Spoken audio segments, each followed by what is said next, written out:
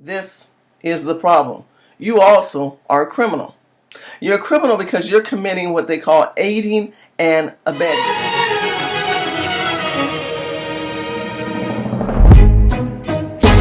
Boy, I'm telling you, God is my witness. That you gon' sit right here and listen till I'm finished. Cause you ain't got nowhere to go. Don't think I don't know that you ain't been telling the truth. Notebook and a pen or a pencil. Hey guys, you're watching Shirley's World. Today we're going to talk about criminals. What is a criminal? A criminal is a person who commits a crime against the laws that we have in our country, within our states, local, state, and federal. Well, as you know, illegal immigrants are on the rampage in America. There are people who are for illegal immigrants and people who are against illegal immigrants. They don't even like you saying the word illegal or aliens. They want you to use the word undocumented. Well, I want to tell you what they really are. They're criminals. Because if African American people can be a criminal, a white person can be a criminal, an Italian person can be a criminal, a Jew can be a criminal, and so forth and so on, so can those who come over the border, or however you came into this country, unwanting, undocumented, meaning that you didn't go through the legal preparation that many people pay thousands of dollars to be in America, and you do it illegally. You're a criminal. If you sit back and collect federal funds from the state of California, or from the federal government, or if you collect state funds from any of the states that you live in and you're not here legally, you're a criminal.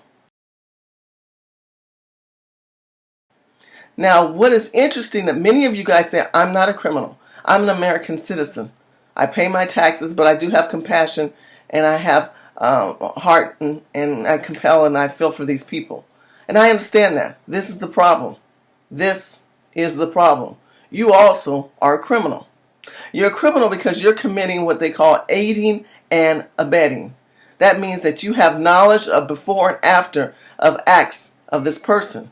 You know these people.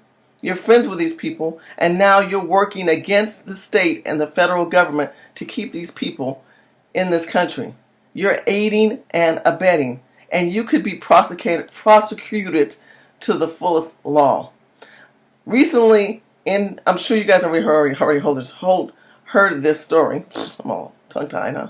I'm sure you already heard this story, but in Massachusetts, no, listen, the Democrat elected officials in Massachusetts alerted the illegal immigrants that ICE police was coming. Now, they keep talking about ICE police out of LA. You can't put ICE police out of LA because it's Homeland Security. Homeland Security, its job is to protect our home, these United States of America. That is their job, to protect and to serve the constituents of this country.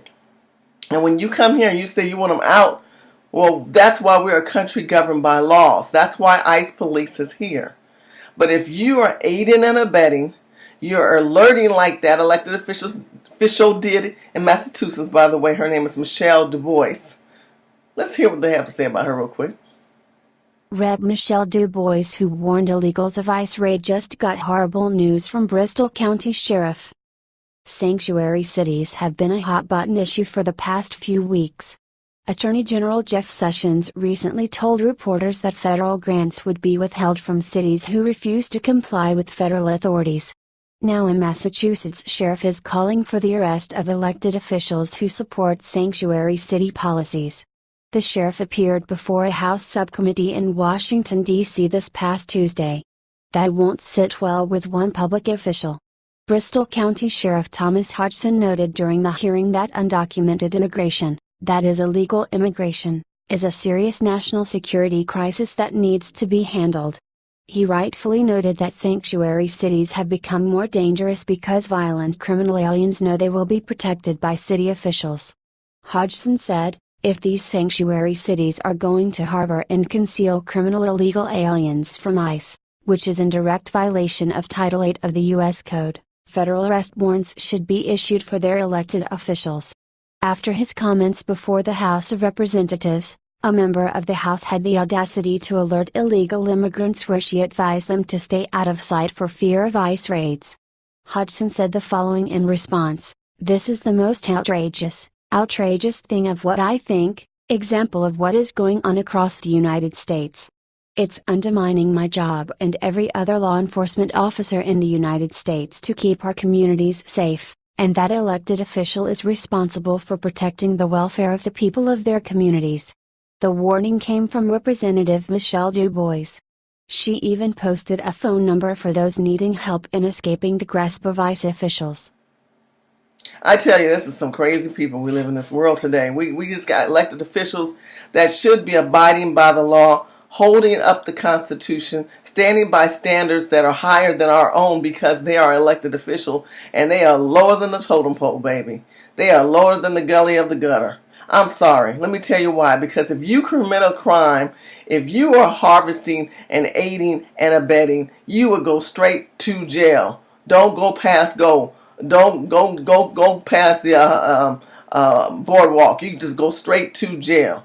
And she ought to go straight to jail. Because if more elected officials are going to act in this manner, they need to be taken out. They need to be called out. Hodgson said, "If these sanctuary cities are going to harbor and conceal criminal illegal aliens from ICE, which is in direct violation of Title 8 of the U.S. Code, federal arrest warrants should be issued for their elected officials." And we need to be, as constituents, going in our communities talking about these people, saying they're aiding and abetting criminals. They're helping illegals, and they're not helping and better our communities. These are things that are going on in the world today just to distract your mind from how we need to focus on our life and our finances and how we need to do things that are right. But we do not need to be asleep at the wheel, my friends.